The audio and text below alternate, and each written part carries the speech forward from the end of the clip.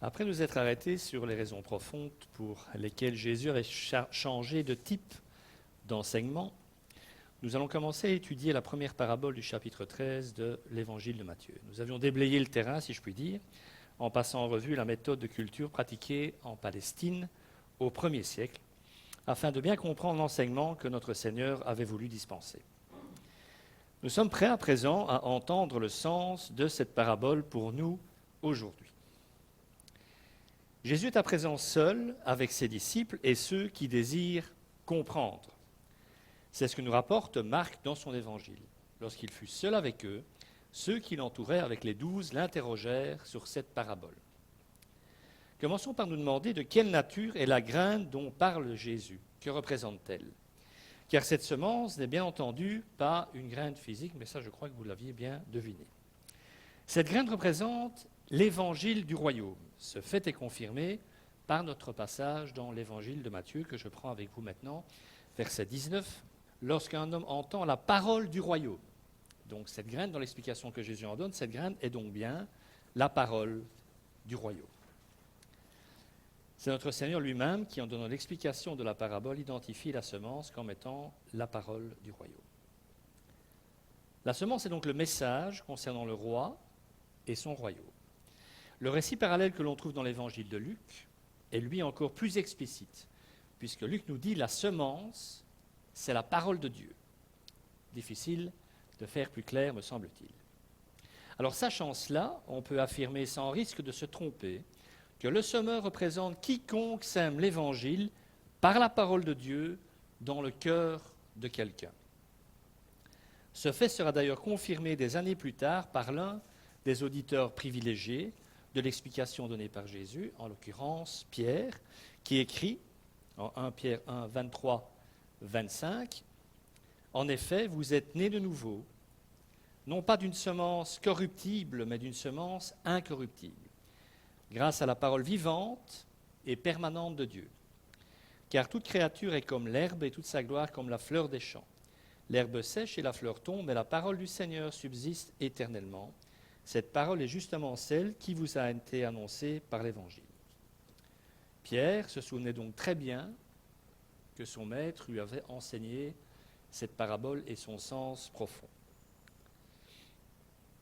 La semence qui donne la vie éternelle, nous dit Pierre, n'est donc pas une semence physique issue de ce monde terrestre. Ce serait merveilleux qu'il suffise de prendre une graine et de l'avaler.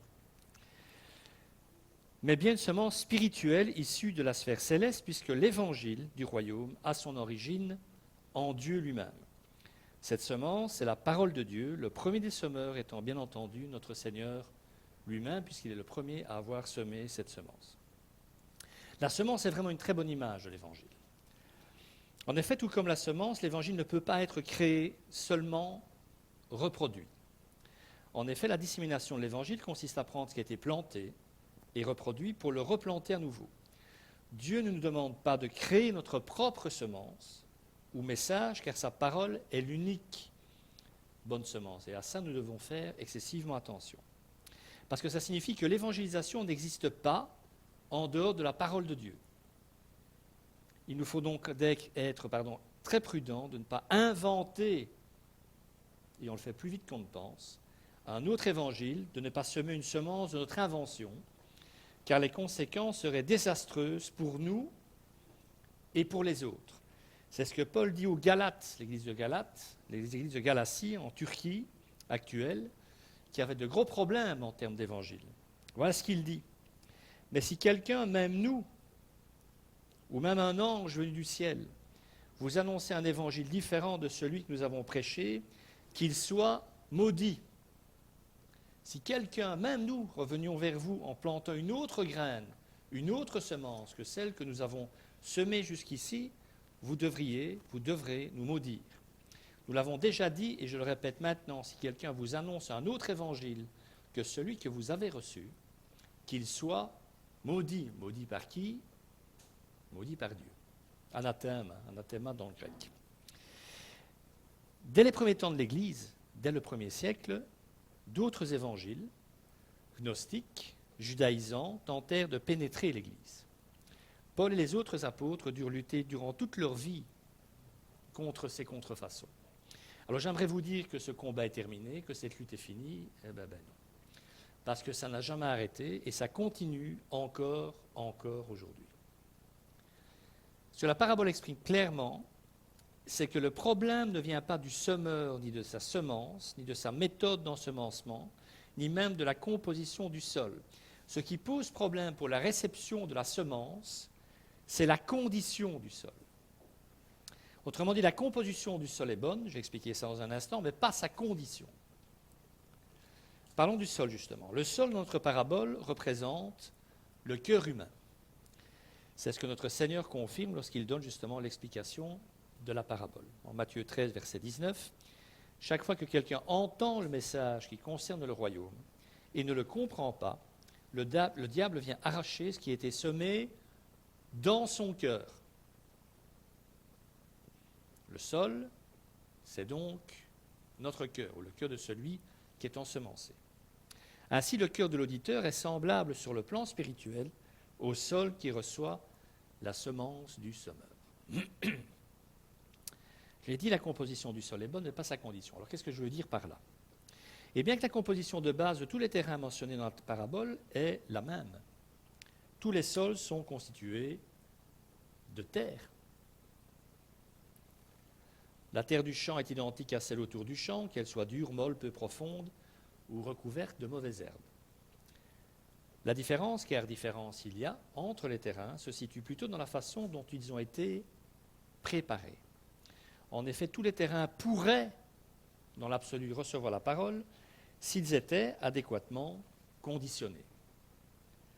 Donc ce qui apparaît, c'est que le sol non préparé ne pourra jamais porter de fruits. En conservant l'analogie, il semble que notre Seigneur veuille nous dire qu'il en va de même avec le cœur humain, qui, je le rappelle dans le langage biblique, est le siège de l'intellect, mais aussi des sentiments et des émotions. Tout ce qui constitue l'homme, ce terme désigne donc, plus largement encore, l'homme intérieur. Tout comme le sol de notre parabole, la nature de tous les hommes est identique, mais conditionnée différemment suivant les diverses influences que nous avons subies. Nous trouvons là, à mon sens, un point important de la leçon spirituelle de la parabole. La réponse d'une personne à l'Évangile dépend tout d'abord de la préparation de son cœur. Un cœur qui n'est pas préparé de façon adéquate ne portera pas de fruits spirituels. Voilà pour ce qui est de la condition du sol. Passons maintenant aux différents sols de notre parabole. Le premier sol, si je puis dire, c'est le cœur, puisqu'on sait maintenant on l'a identifié comme étant le cœur, c'est le cœur dur et indifférent. Le sol du bord du chemin, voilà, dans ces petits fameux sentiers là, qui délimitaient les différents champs, et où passaient les gens, etc., où la semence ne pénétrait pas. Ce sol, donc, représente un cœur endurci et indifférent. Reprenons l'explication qu'en donne Jésus.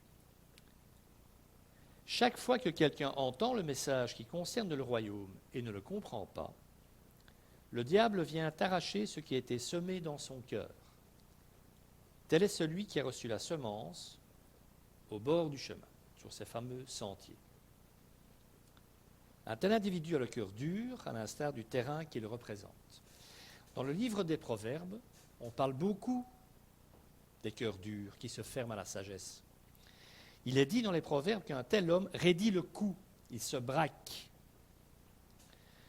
Un tel être est donc indifférent, insensible, inattentif, pas intéressé et même souvent hostile. Il ne veut rien savoir de l'Évangile. L'oiseau vorace, je fais bien l'oiseau vorace, ne travaille pas, qui plane au-dessus du sol dur, du chemin, est identifié par Jésus dans son explication de la parabole à Satan lui-même, prêt à s'emparer de la semence dès qu'elle tombe. Luc donne clairement le sens de cette image, elle représente ceux qui ne sont pas sauvés. Je prends ce texte dans Luc 8, verset 12. Merci Nicolas. Ceux qui sont le long du chemin, ce sont ceux qui entendent. Puis vient le diable et qui enlève la parole de leur cœur, de peur qu'ils ne croient et soient sauvés. Il l'enlève, ils ne croient pas et ne seront donc pas sauvés. Retenez ça, c'est important, j'y reviendrai, mais c'est important. Donc en détruisant la semence, pour tous ceux qui penseraient encore parmi nous qu'on n'a pas vraiment d'ennemis, en détruisant la semence, le diable empêche ces hommes et ces femmes d'être sauvés purement et simplement. Notre Seigneur nous avertit que le cœur humain peut être endurci par le péché à un tel point qu'il devient totalement insensible à l'Évangile. Un tel cœur est incapable de repentance, de remords pour les péchés commis, de tout sentiment de culpabilité ou de souci véritable concernant les choses de Dieu. Ce genre de cœur se laisse piétiner, pour reprendre l'image, par une suite sans fin de pensées mauvaises, de péchés entretenus et d'activités impies. Ce cœur-là est dur, sans pitié, indifférent, jamais contrit ni adouci par la conviction ou la peine d'avoir mal agi. C'est le cœur de l'insensé tel qu'il est décrit dans le livre des Proverbes. Il déteste la connaissance, refuse l'instruction et méprise la sagesse. Il se dit en lui-même qu'il n'y a pas de Dieu. Il se refuse à entendre quoi que ce soit car son esprit est fermé et il n'a que faire de l'invitation de Dieu contenue dans l'Évangile. Ces gens-là existent, mes amis, ne nous leurrons pas. Je ne voudrais pas passer pour un pessimiste, mais ces personnes sont nombreuses. Les personnes ayant ce genre de cœur sont nombreuses. On peut les recouvrir de semences, rien n'y fait. Celle-ci reste là sans prendre racine, et bientôt le diable passe et s'empare de la semence. Et chaque fois que l'on veut témoigner de sa foi à nouveau à ces personnes, il faut tout recommencer, tout reprendre du début, parce que rien, mais vraiment rien, n'a percé. Petite parenthèse, vous vous rendez bien compte dès à présent que pour avoir l'analyse des cœurs qui sont en face de nous, il faut semer, et pas semer un petit peu, il faut semer beaucoup pour commencer à discerner, bien entendu. Alors j'aimerais préciser une chose importante, pour ne pas être mal compris. Le sol dur et sec du bord du chemin ne représente pas forcément des athées ou des gens ne croyant pas en Dieu. Certaines des personnes les plus dures au monde pratiquent une religion. Même parfois, ça c'est à pleurer, même parfois la religion chrétienne, tout en vivant en marge de la véritable foi en Christ. Car du fait que le péché a endurci leur cœur, elles sont entièrement improductives et insensibles à la voix de Dieu. Car lorsqu'on y réfléchit, et je vais peut-être pousser un peu loin un détail de la parabole, ce que j'ai souvent qu'il ne faut pas faire, mais je vais le faire, le sol dur est très proche du bon sol, de la bonne terre en termes de proximité. Quand le semeur sème dans son champ, rappelez-vous, des deux côtés du champ, il y a des sentiers qui le bordent, où tombe la semence. Et elle tombe pourquoi ? Parce qu'elle a une grande proximité avec le semeur. Elle est systématiquement arrosée de semences, même si ce n'est pas l'objectif. Les semences tombent bien dans ce champ-là, dans ce sentier-là. Il n'est quasi pas possible qu'ils n'en reçoivent pas, vu sa proximité avec le semeur. Ce qui pourrait vouloir signifier que ces personnes sont proches de la vérité, sans s'ouvrir pour autant à elle. Elles reçoivent et reçoivent encore de la semence, mais ces grains ne peuvent pas prendre racine. Et qui d'autre que des personnes fréquentant les églises sont susceptibles d'être autant ensemencées, recevoir autant de semences? Ce terrain me paraît pouvoir correspondre aussi, entre autres, aux personnes se pensant chrétiennes par tradition et culture et ne l'étant pas. Il n'y a pas de monopole de la dureté de cœur, elle peut aussi se retrouver dans les milieux ecclésiaux ou religieux. Rappelez-vous ce que Paul dira, examinez-vous pour voir si vous êtes dans quoi ? Dans la foi. Examinez-vous pour voir si objectivement vous avez la foi qui sauve. Alors pour s'en convaincre, il n'y a qu'à penser aux pharisiens qui venaient justement de se fermer à la semence que notre Seigneur désirait semer dans leur cœur.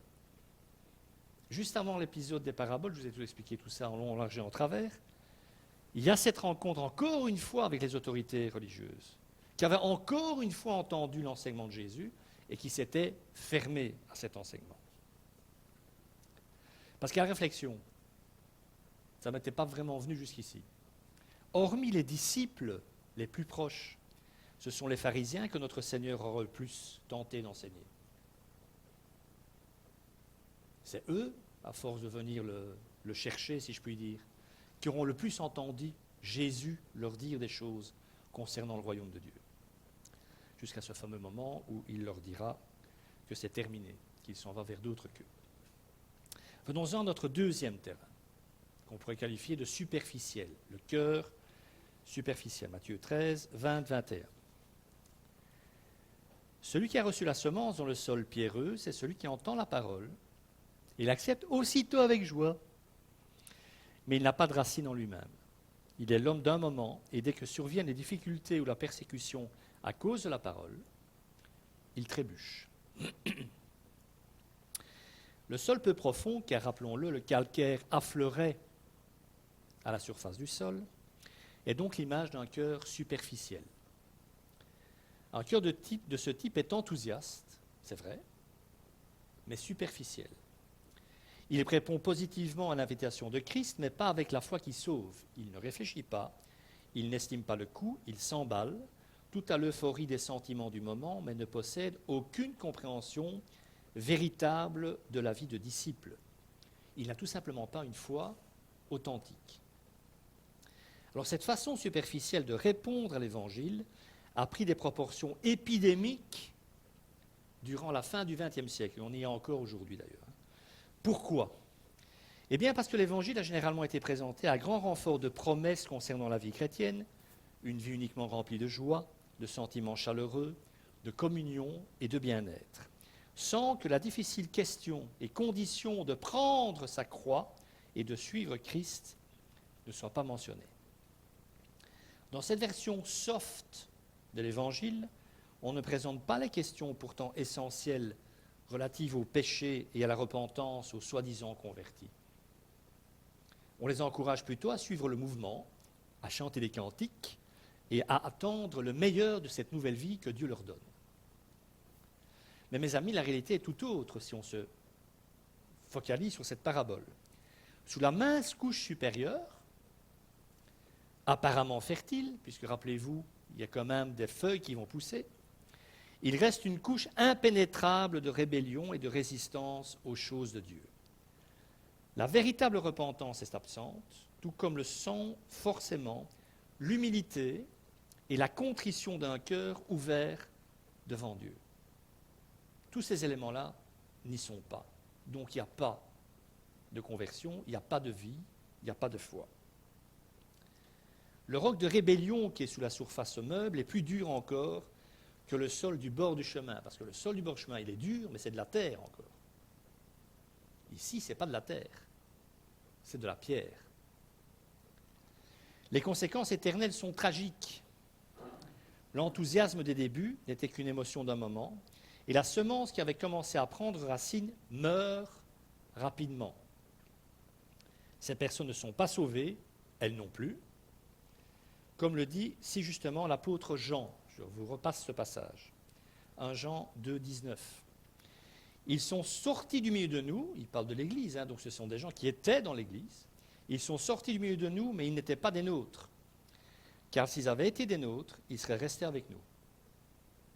Mais cela est arrivé afin qu'il soit bien clair que tous ne sont pas des nôtres. Je vais vous faire un aveu. Ça m'arrive parfois.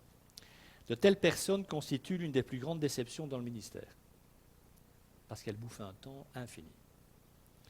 J'ai passé des heures innombrables à titre personnel à encourager et à accompagner de telles personnes. Dans un premier temps, je me suis réjoui, parce que leur foi semblait animée d'un réel enthousiasme. Ils sont très enthousiastes. Donc, objectivement, visiblement, on se dit « Waouh, il se passe quelque chose de terrible, génial !»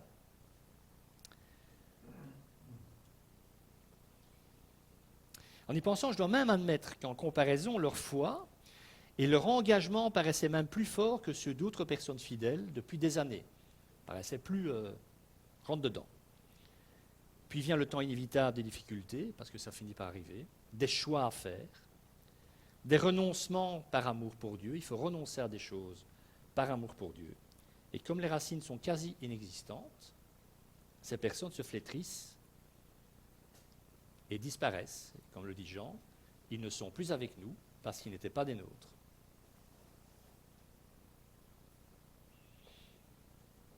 Un autre aspect de cette vérité est néanmoins l'assurance réconfortante que la souffrance, l'opposition et la persécution jouent un double rôle, ou un triple rôle même important, dans le royaume de Dieu.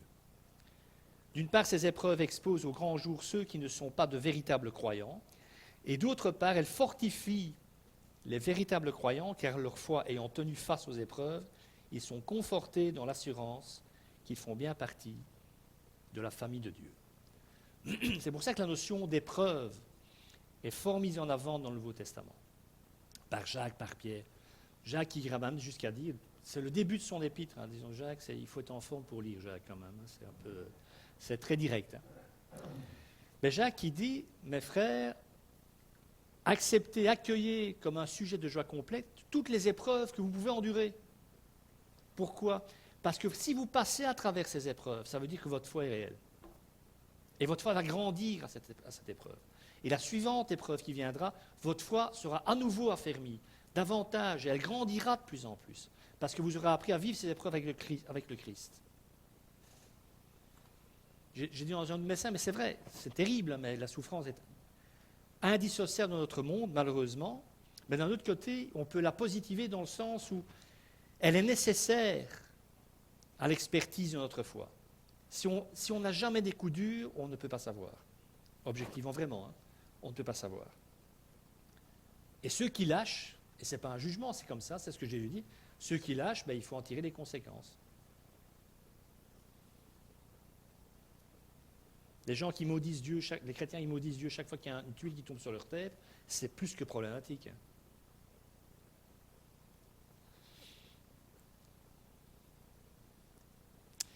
Il faut donc se méfier, d'abord pour les personnes en question, hein, pour ne pas être dupes et pouvoir éventuellement les aider.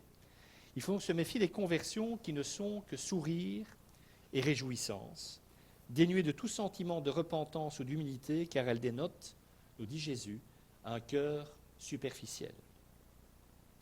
Il manque en effet à celui qui possède un tel cœur les racines nécessaires à la survie lorsque les temps sont difficiles. Et croyez-moi, les temps sur cette terre sont souvent difficiles. Si une profession de foi en Christ ne provient pas d'une conviction profonde d'être perdu, si elle n'est pas accompagnée d'une conviction intérieure de péché, si elle n'inclut pas le vif désir d'être régénéré, changé, on n'en peut plus, on n'en veut plus de ce qu'on est, si on ne veut pas être purifié et guidé par le Seigneur, si le désir de se renier soi-même, d'effectuer les sacrifices nécessaires, de souffrir pour Christ en est absent, cette profession de foi n'est pas adéquatement enracinée. Tôt ou tard, croyez-moi, croyez plutôt Jésus, la plante mourra. Passons à présent à notre troisième terrain, notre troisième cœur. On pourra appeler le cœur attaché aux choses de ce monde. Ça aussi, on a un paquet. Hein. Matthieu 13, verset 22. Celui qui a reçu la semence parmi les ronces ou les mauvaises herbes, c'est celui qui entend la parole, mais les préoccupations de ce monde et l'attrait trompeur des richesses étouffent cette parole et la rendent infructueuse.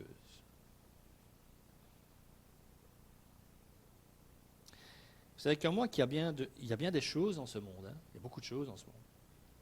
Et nombreuses de ces choses sont bonnes puisqu'elles font partie de la création. Et qu'est-ce qu'a dit Dieu après chaque étape de la création? Et Dieu dit, voici, cela est très bon. Ou est bon, et puis quand il fait l'or, cela est très bon. Le danger, c'est lorsque des choses, même essentielles et légitimes, toutes ces choses que Dieu veut nous donner en plus, remplacent Dieu, prennent la place de Dieu, occupent la première place. Une telle personne, nous dit Jésus, est uniquement préoccupée par le siècle présent, par le monde.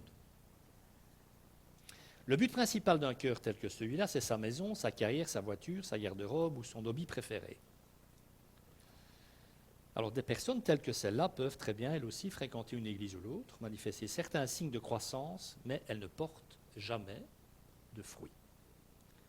Elles ne sont pas engagées à la suite de Christ car elles sont trop préoccupées par les plaisirs qu'offre le monde, l'argent, leur carrière, leur statut personnel, leur famille, leur fortune, et les plaisirs, tous les plaisirs que produit la nature humaine. Elles se disent chrétiennes, mais ne veulent pas de la vie que propose Jésus. Elles veulent leur vie à elles. Éventuellement saupoudrer un peu de Dieu quand les choses vont un peu plus mal. Parce que Dieu doit forcément les sortir de tous les guêpiers dans lesquels elles se sont mises, ces personnes. Le cœur de ces personnes, dit Jésus, finira étouffé par les racines de l'amour pour ce que ce monde déchu offre, et qui est, et je recite Jacques, je le rappelle, haine, c'est les termes de Jacques, haine contre Dieu. Rappelez de ce texte de Jacques? Jacques 4,4, c'est facile à retenir comme référence. L'amour du monde est inimitié, autrement dit, haine contre Dieu. Vous aimez le monde, ça veut dire que vous détestez Dieu. Alors, quand je dis détester le monde, ce n'est pas les gens qui occupent le monde, hein. C'est pas ça, qui vivent dans le monde. Hein. Le monde, c'est toutes les valeurs, c'est tout ce que nous sommes, que nous produisons en termes de nature humaine pure, sans Dieu, et qui produit des valeurs qui vont à l'encontre de la pensée de Dieu. Il est possible que les cœurs remplis d'épines soient prêts à accepter Jésus comme sauveur, ça c'est pas le problème, mais pas s'il leur faut abandonner les choses du monde. Et ça, vous l'aurez compris comme moi, ça c'est pas le salut. L'apôtre Jean le rappelle dans sa première épître. Je lis le texte, il n'est pas là, Nicolas, donc je le lis. N'aimez pas le monde, ni ce qui est dans le monde. Si quelqu'un aime le monde, l'amour du Père n'est pas en lui. En effet, tout ce qui est dans le monde, il énumère, hein, mais on est en plein dedans. La convoitise qui est dans l'homme, la convoitise des yeux et l'orgueil dû aux richesses, vient non du Père, mais du monde. Or, dit Jean, le monde passe, il aura une fin, ce monde. Sa convoitise aussi, mais celui qui fait la volonté de Dieu demeure éternel. J'essaie de résumer en 2-3 mots ce que nous venons de dire jusqu'ici. Dans cette parabole, les épines, le soleil et les oiseaux représentent nos ennemis. On les a identifiés, nos ennemis. Les épines sont les soucis du temps présent et la séduction des richesses. Le soleil qui brûle les plantes sans racines suffisantes représente une épreuve, une persécution, ou même je dirais jusqu'à dire un choix à faire, qui menace le confort dans lequel se complaît notre nature propre. Et enfin, les oiseaux représentent Satan qui s'efforce constamment de voler la semence de l'Évangile avant même qu'elle ne puisse prendre racine. Ce sont là les 3 ennemis perpétuels de l'Évangile. On a tendance à les oublier, c'est pour ça que je les rappelle. Les 3 ennemis de l'Évangile sont le monde, la pensée du monde. Et faites attention en tant que chrétien de ne pas être pénétré, que vos pensées ne soient pas pénétrées par ces pensées-là. Et ça va très vite. On est très vite influencé par ce qui se dit autour de nous. Et on finit par mélanger ça avec l'Évangile. Donc le premier ennemi, c'est le monde. Le deuxième, notre nature propre, parce que notre nature pécheresse est capable de produire. Et bien entendu, le diable. Il y a ici une importante leçon à tirer, en tout cas pour le semeur, pour celui qui sème. C'est quand même le personnage central de cette parabole. Et cette chose à tirer, c'est qu'il devra faire face à une résistance et à de l'hostilité, que ce n'est pas une sinécure d'être un semeur. Il devra s'attendre à des conversions superficielles et de courte durée. Il va peut-être se réjouir pendant 10 minutes et puis se lamenter pendant plusieurs heures. Il rencontrera des personnes qui voudront le beurre et l'argent du beurre, des gens qui voudront être sauvés par Christ tout en gardant et recherchant les choses du monde. Le semeur aura donc du mal à obtenir une bonne récolte à cause de la dureté du sol, du manque de profondeur de la couche arable et de la vigueur des épines. Et on peut croire que c'est vrai puisque c'est Jésus qui le dit. Et puis, encore une fois, par rapport à l'événement qui précède les paraboles données dans Matthieu 13, on peut dire que Jésus était lui-même confronté à cette réalité de ces différents terrains. Mais, c'est un mais pour une fois qui est positif, mais le semeur ne doit pas perdre courage.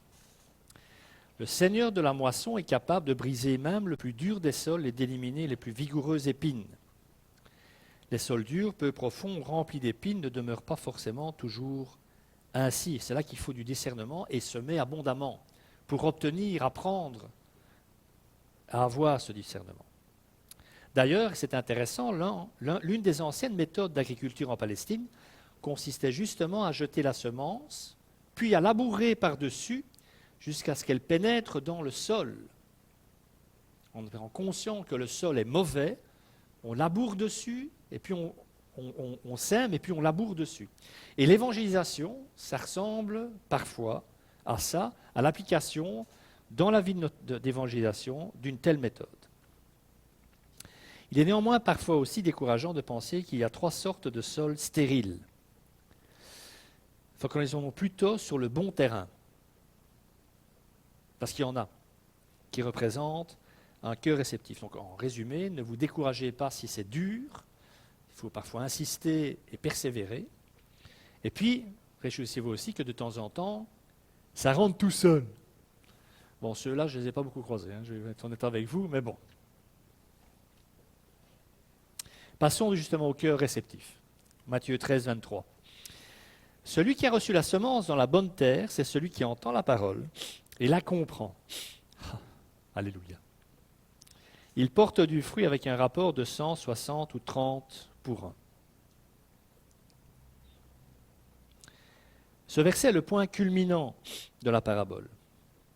C'est en fait une promesse faite aux disciples découragés, les assurant qu'on peut trouver de la bonne terre, que cela existe. Alors pourquoi est-ce que je dis qu'ils sont découragés? Parce qu'ils viennent d'entendre les pharisiens attribuer à leur maître un exorcisme qu'il aurait fait avec la puissance du diable. Il a très bien compris qu'ils se sont fermés. Et les disciples ont bien compris qu'ils se sont fermés à la parole de leur maître. Autrement dit, ils ont se dit, s'ils se ferment à sa parole à lui, ben nous, c'est foutu, quoi. Le monde n'entendra rien. On sait que c'est faux. Premier discours de Pierre à la Pentecôte, 3000 convertis. Merci Seigneur. Donc les disciples avaient besoin d'être encouragés. C'est la fin de la parabole, en parlant de ce bon terrain, qui accueille l'évangile avec joie et profondeur, ça a dû rassurer un petit peu les disciples. On va en prendre plein là, et ça va être hyper dur, mais il y en a quand même qui entendront et qui deviendront aussi des disciples du Christ. Il ne faut donc pas se laisser décourager ni impressionné par la réponse négative de certains. Car souvenons-nous que le champ de la moisson est immense, c'est ce que Jésus dit, et cultivé, préparé, mis en condition, ou sinon la moisson ne serait pas grande. Elle est prête, ce terrain-là, il est prêt à recevoir la semence. Il attend le semeur. Et est surtout prêt à, dit Jésus, porter du fruit. Alors, pour terminer, venons-en aux fruits.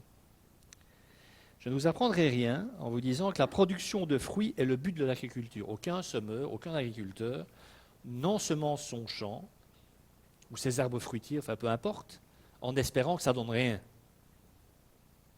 S'il en existe des comme ça, il y a Titéka. J'ai pris celui-là parce que ça rime. Non, vraiment.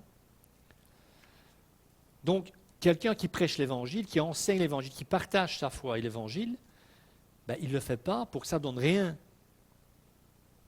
Il espère que ça va donner du fruit. Et c'est aussi important, le fruit est d'autant plus important dans ce que dit Jésus, c'est que le fruit est aussi le test ultime du salut. La seule preuve que vous pouvez avoir que quelqu'un est bien un véritable enfant de Dieu, c'est les fruits qu'il porte. C'est l'engagement envers son Dieu qu'il a. La vie qu'il mène. Et Jésus en parle très bien dans le Sermon sur la montagne, en Matthieu 7. Il répond ça suite à une question des disciples. À quoi va-t-on reconnaître ceux qui croient en toi? Et Jésus répond, tout bon arbre produit de bons fruits, mais le mauvais arbre produit de mauvais fruits. Un bon arbre ne peut pas porter de mauvais fruits, ni un mauvais arbre porter de bons fruits. Tout arbre qui ne produit pas de bons fruits est coupé et jeté au feu. C'est donc à leurs fruits que vous les reconnaîtrez. Voilà. Ce n'est pas au blabla, non, c'est à leurs fruits. Alors, vous pouvez déjà penser aux fruits de l'esprit en Galates 5, 22. L'amour, la paix, la patience, la bienveillance, la bonté, etc., la maîtrise. Mais il y en a d'autres. Alors, ce que Jésus dit est limpide. On n'aime pas trop, me semble-t-il, quand Jésus est limpide, parce que c'est trop clair. Et on ne peut pas vraiment tourner autour pour éviter l'enseignement qu'il donne. On aimerait bien que souvent Jésus soit plus compliqué. Souvent, il est très clair. C'est bien ça qui nous dérange. Comme disait Mark Twain, vous vous rappelez, le grand romancier et écrivain américain du 19e. Quand je lis la Bible, ce n'est pas ce que je ne comprends pas qui me perturbe le plus, c'est ce que je comprends trop bien. Que dit Jésus? S'il n'existe aucun fruit spirituel, ou si le fruit de la vie de cet homme ou de cette femme est mauvais, c'est parce que l'arbre est mauvais.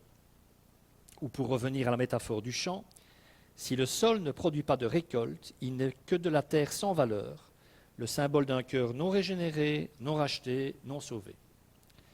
Si l'on prend la parabole au pied de la lettre, sur les 4 terrains ensemencés, un seul est bon, un seul produit du fruit, un seul a de la valeur pour l'agriculteur. La bonne terre ici, vous en doutiez, représente donc le véritable croyant. Le terrain rempli d'épines et celui peu profond symbolisent les hypocrites. Le bord du chemin représente ceux qui ne veulent rien savoir de l'Évangile.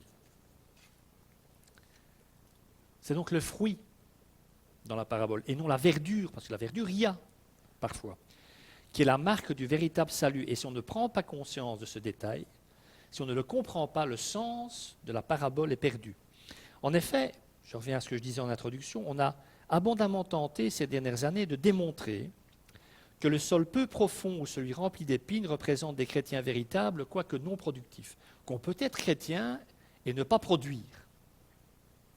Peut-être que ces théologiens sont laissés influencer par le fait qu'en voyant ce qui se passait dans les églises la plupart du temps, ils se sont dit c'est pas possible qu'il y ait aussi peu de fruits. Donc ça veut sans doute vouloir dire parabole en main, que ces chrétiens sont vraiment sauvés, même s'ils n'en touchent pas une.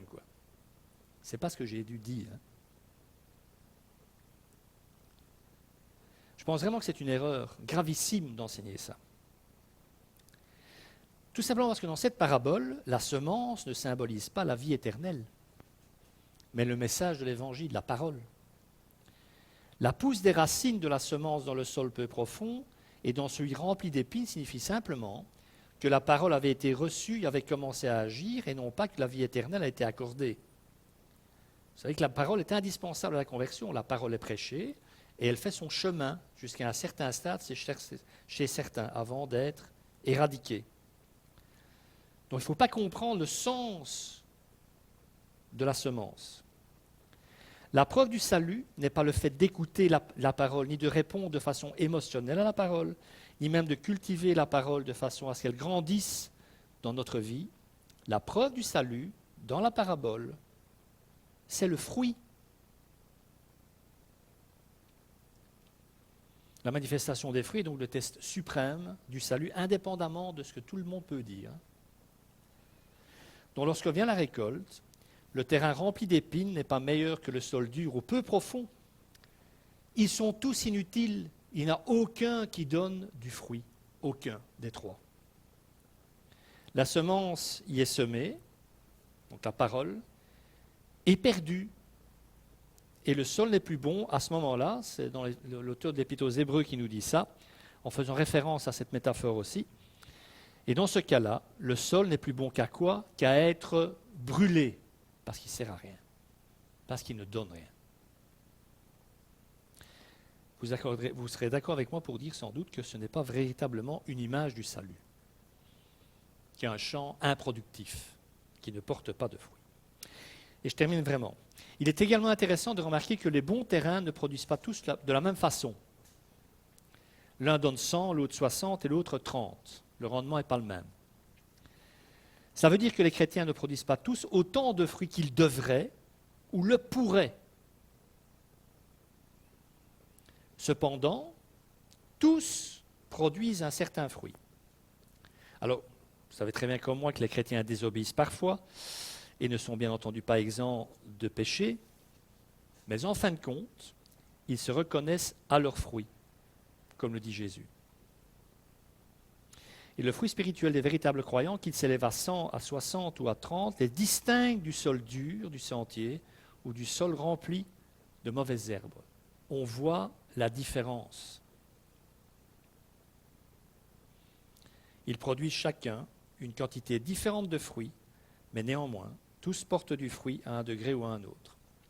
C'est donc cette capacité à porter du fruit qui distingue nettement le bon terrain de ceux qui sont pierreux, épineux ou stériles. Et j'aimerais dire en terminant que le plus beau fruit à porter en rapport direct avec cette parabole, c'est probablement de devenir un semeur à son tour. Non? Que le Seigneur bénisse sa parole et qu'il vous bénisse. Amen.